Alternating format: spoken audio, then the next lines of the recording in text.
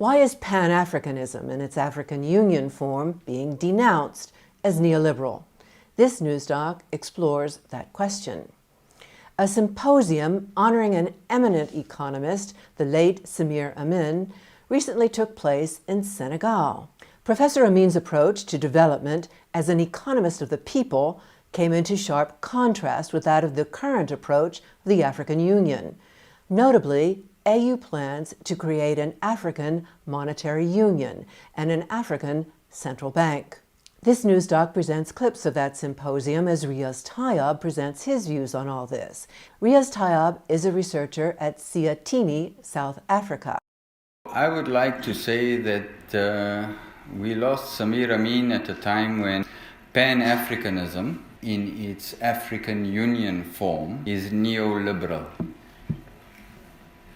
The African Union Commission plans for finance are basically neoliberal. The plan for the Africa Monetary Union to be established by 2045, that is a single currency with a central bank and regional banks, will basically reduce African policy space, the space we have to pursue policies that are supportive of development, from 3 options in times of crisis to only 1. So the 3 options would be, if a country has a financial crisis, you can devalue your currency, you can have a deflation, or you can impose direct controls, that is capital controls, tariff controls, or non-tariff barrier controls. The African Union, along with the Association of African Central Bankers, wants to make those 3 options into 1. Now let's just put this into some context.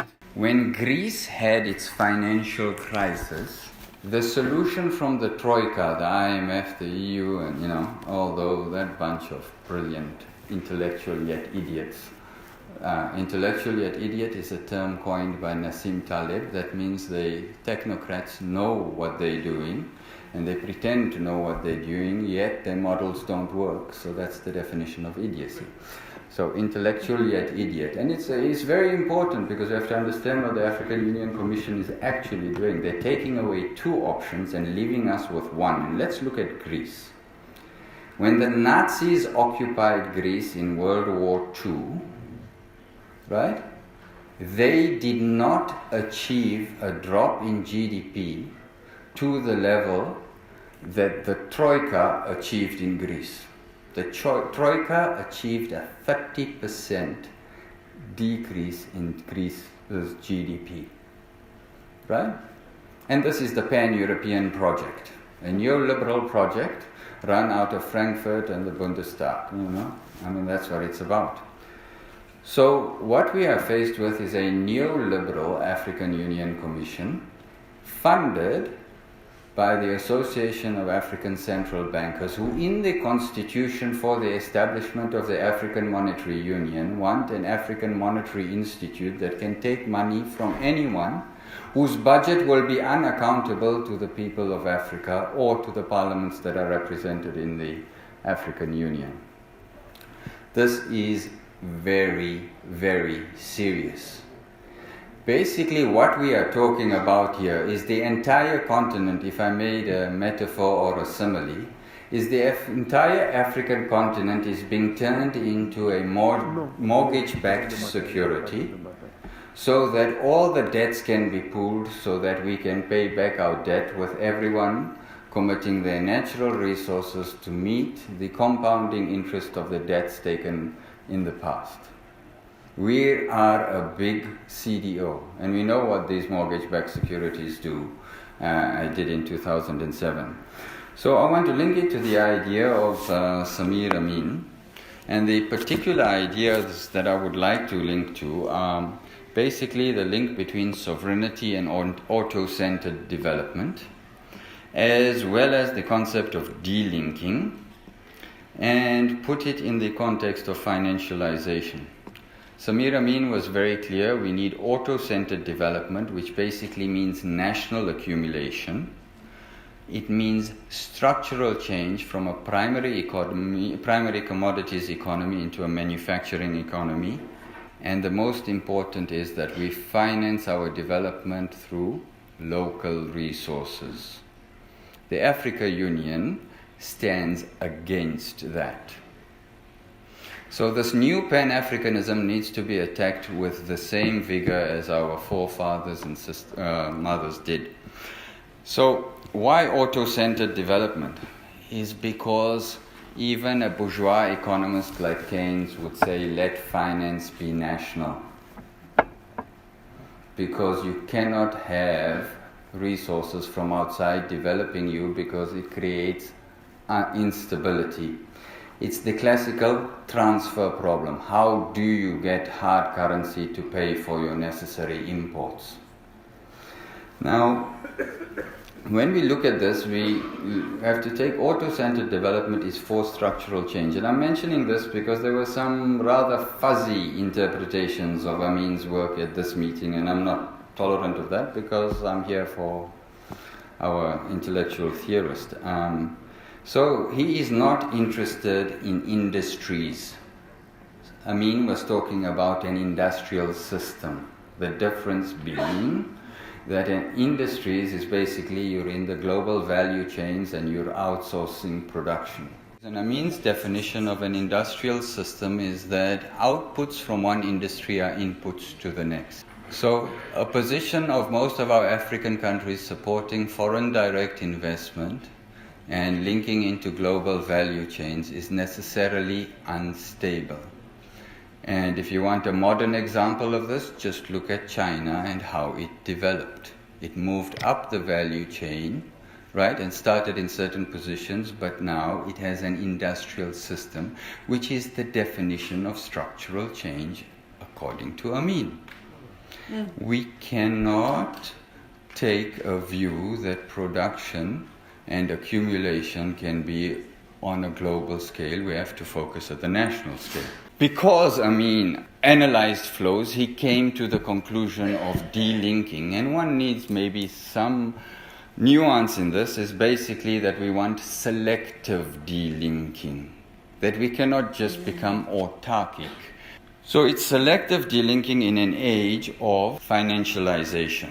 Now let me come to the point around the single currency. We will lose 2 options out of 3 if we pursue the African Monetary Union. The CFA zone is in a different situation because they haven't achieved even nominal monetary sovereignty because of their relationship with France. I'm not an expert in this, but there are 3 positions in West Africa that I've read, and there are people like Ndongo who are more expert at this and who can address it. The one would be extend and pretend. Let's take the CFA as it is and let more countries join it. The other position is let's take a tactical approach, right, and get parts of CFA under our control and then get full monetary sovereignty. And the third position is Amin's position. A monetary union at this level of development is disastrous. It's disastrous because the CFA has shown us that per capita incomes now are lower than at the start of the union. And a national currency gives you the full 3 options of direct controls, devaluation, and deflation. Right? So, I mean, it's about maximizing our policy options, whereas the AU and the central bankers want to minimize our policy options. And I think we need to push the Amin option. However, we need to have a tactical as well as a strategic position on this. The enemy is within and without. This is a problem. The nice thing about the Africa Union Commission and the African Central Bank position is that they make the IMF and the World Bank look good. Africans are doing this, but there's a difference in this. We do it with the IMF. Once we pay up, we can get out. But how are we going to move Senegal out of Africa if you're part of the African Monetary Union? The situation is very, very desperate. They want convergence criteria that will make structural change impossible. And they have continental legitimacy. The new Pan-Africanism is neoliberal. Yeah, absolutely. Just talk about the North-South thing. We specialize in activities that are known as diminishing return activities. That is mining and agriculture. After a certain point, a needed input or resource is no longer available at the same quality or price.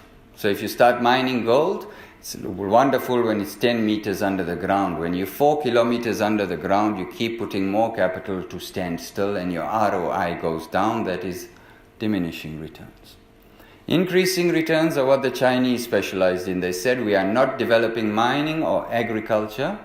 We're going increasing returns as you expand production, costs go down. African countries are locked into specialization into diminishing returns. You exchange products whose cost goes up as you specialize for products that go down for manufactured goods. This is untenable. This is absolutely untenable. What we expect from the AU is concordance with Amin's positions, as well as what's the point of being united if you can't stand up and say we are African, we are exceptional, we host the most number of LDCs, and we want exceptions in the World Bank or IMF agreements and WTO. If you're getting together and just partying in Addis, it's not good enough. We want African exceptionalism because we are poor. And we are poor because we have been made poor. Samir Amin is more relevant than ever. May he rest in peace. May the Christians, may the Muslims, may the Buddhists, may the Hindus, all of us, the animists, claim Samir Amin for ourselves. Bravo! Bravo! We have to leave it there. Thank you for your interest in this segment of GPE News Docs, coming to you from Geneva, Switzerland.